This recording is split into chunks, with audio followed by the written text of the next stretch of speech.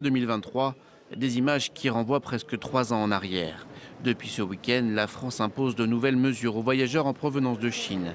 Parmi elles, celle d'avoir un test négatif de moins de 48 heures avant l'embarquement et la possibilité d'être soumis à un test aléatoire sur le sol français.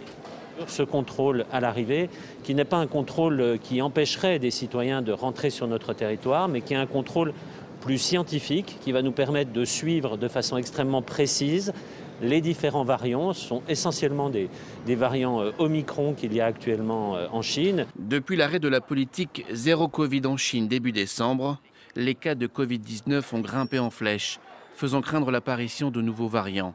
Plusieurs pays comme les États-Unis et la Corée du Sud avaient déjà pris des mesures similaires à la France, par précaution, mais aussi par manque de confiance vis-à-vis de la transparence des autorités chinoises. Pour Paris, la prochaine étape doit être une harmonisation européenne de ces mesures.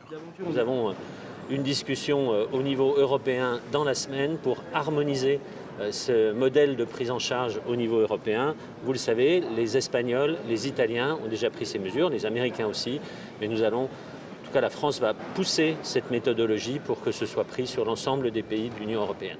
De son côté, Pékin va lever ses mesures de quarantaine destinées aux voyageurs étrangers, à compter du 8 janvier, lorsque les frontières du pays seront totalement rouvertes.